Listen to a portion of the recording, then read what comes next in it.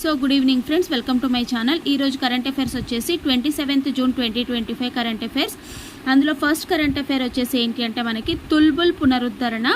So పశ్చిమ నదుల నీటిని మరింత సద్వినియోగం చేసుకునేందుకు ఈ తుల్బుల్ పునరుద్ధరణపై దృష్టి పెట్టింది కేంద్రం అన్నమాట.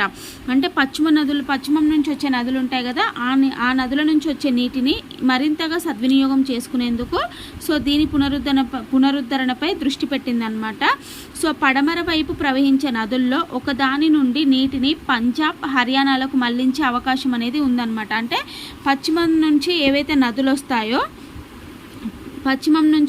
నదులు ప్రవహిస్తాయో అందులో ఒక దాని నుండి నీటిని పంజాబ్, హర్యానాలకు మళ్లించే అవకాశం అనేది ఉందన్నమాట.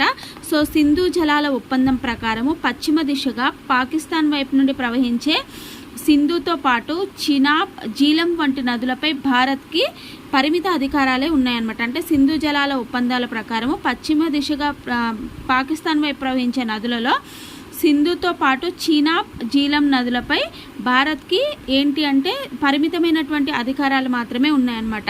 సో మరి ఇండియా, పాకిస్తాన్ మధ్య 1960 సెప్టెంబర్ 19న జరిగిన ఒప్పందం ప్రకారము ఈ నదీ వ్యవస్థ మొత్తం నీటిలో 20% ఇండియా, 80% పాకిస్తాన్ వినియోగించుకుంటుందన్నమాట. సో సెకండ్ కరెంట్ అఫైర్ వచ్చేసి ఏంటంటే ర్యాపిడ్ రాగి. సో మారిన జీవనశైలి, ఆహారపు అలవాట్ల కారణంగా ఎదురవుతున్నటువంటి అనేక సమస్యలకు సంపూర్ణ పోషక విలువలు ఉండే చిరుధాన్యాలు పరిష్కారంగా మారాయన్నమాట. సో మనకి ఇక్రిషాట్, అంతర్జాతీయ మెట్ట ప్రాంతాల పంటల పరిశోధన సంస్థ ఉంది కదా, ఇక్రిషాట్ అనేది రాగులపై పరిశోధన చేసి ర్యాపిడ్ రాగి పేరుట కొత్త వంగడాన్ని అభివృద్ధి చేసిందనమాట. శనగలు, కందుల తర్వాత స్పీడ్ బ్రీడింగ్ విధానంలో శాస్త్రవేత్తలు 4 సంవత్సరాల్లోనే దీన్ని తయారు చేశారు. సాంప్రదాయక రకాల కంటే కూడా ఎన్నో రెట్లు మేలైనదిగా ఇది గుర్తింపు పొందిందనమాట. దేశంలో జొన్న, సజ్జల తర్వాత 3వ అత్యంత ముఖ్యమైన చిరుధాన్యంగా రాగి పంట గుర్తింపు పొందింది. 68 రోజుల్లోనే పంట అనేది చేతికొస్తుందన్నమాట. సంవత్సరానికి 5 పంటలకు అవకాశం ఉంది. సో సులభంగా సాగు చేయవచ్చు, అధికంగా దిగుబడులు కూడా వస్తాయన్నమాట. నెక్స్ట్ వచ్చేసి ఈరోజు జూన్ 27 కదా, ఈరోజు వచ్చేసి సూక్ష్మ, చిన్న, మధ్యతరహా పరిశ్రమల దినోత్సవం అనమాట. మన దేశంలో వ్యవసాయం తర్వాత అత్యధికంగా ఉపాధి కల్పిస్తున్న రంగం ఇదే అనమాట, ఎంఎస్ఎంఈ అనమాట. సో 2025 ఫిబ్రవరి నాటికి భారత్లో 5.93 కోట్ల రిజిస్టర్డ్ ఎంఎస్ఎంఈలు ఉన్నాయి. సూక్ష్మ వచ్చేసి 5.84 crores, చిన్న పరిశ్రమలు వచ్చేసి 7.37 lakhs, మధ్య తరహా వచ్చేసి 69.3 thousand అనమాట. ఈ మూడిటి ద్వారా కూడా సుమారు 25.18 కోట్లకు పైగా వ్యక్తులు ఉపాధి పొందుతున్నారు. అయితే ఎస్డిజి లక్ష్యాలను, మనకు సస్టైనబుల్ డెవలప్మెంట్ గోల్స్ ఉన్నాయి కదా, ఆ లక్ష్యాలను సాధించడంలో ఎంఎస్ఎంఈలు ముఖ్య పాత్ర పోషిస్తున్నట్లుగా మనకి యుఎన్ఓ భావించింది. అందుకే 2017 ఏప్రిల్ 6న జరిగినటువంటి యుఎన్ఓ 74వ సమావేశంలో జూన్ 27న ఎంఎస్ఎంఈ దినోత్సవం నిర్వహించాలని తీర్మానించడం జరిగింది.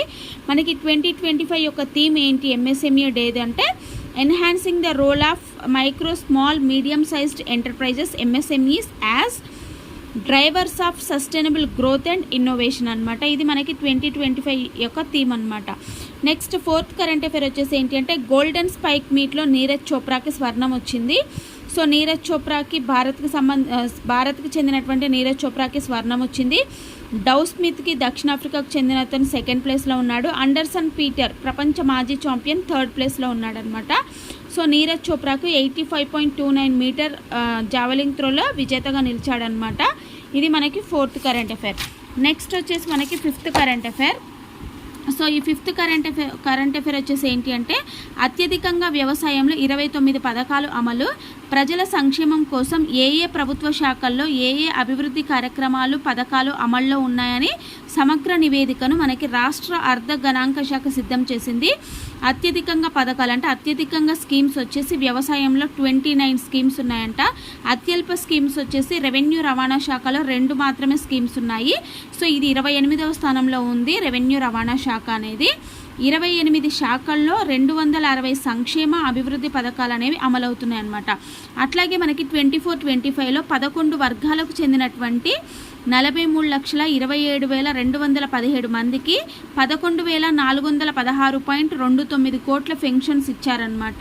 మరి 25-26 ఈ ఆర్థిక సంవత్సరానికి అంటే ప్రస్తుత ఆర్థిక సంవత్సరానికి సంబంధించి ఈ పెన్షన్లకు సంబంధించినటువంటి స్కీమ్కి 14,628.91 కోట్లు కేటాయించింది అని చెప్పేసి తెలుపుతున్నారు. నెక్స్ట్ 6th కరెంట్ అఫేర్ వచ్చేసి ఏంటి అంటే జపాన్ భూభాగంపై తొలి క్షిపణి పరీక్ష అనేది విజయవంతమైంది. జపాన్ తొలిసారిగా తన భూభాగంపైకి క్షిపణి పరీక్ష నిర్వహించిందనమాట. సో జూన్ 24న సిజునై యాంటీ ఎయిర్ ఫైరింగ్ రేంజ్లో ఈ నౌక విధ్వంసక క్షిపణి పరీక్ష జరిపింది. ఇందులో భాగంగా మనకి హోక్కోడో దీవికి 40 కిలోమీటర్ల దూరంలో ఉన్న మానవ రహిత పడవపైకి క్షిపణిని ప్రయోగించారన్నమాట. ఎక్కడ అంటే హోక్కోడో దీవి ఉంది కదా, ఆ దీవికి 40 కిలోమీటర్ల దూరంలో.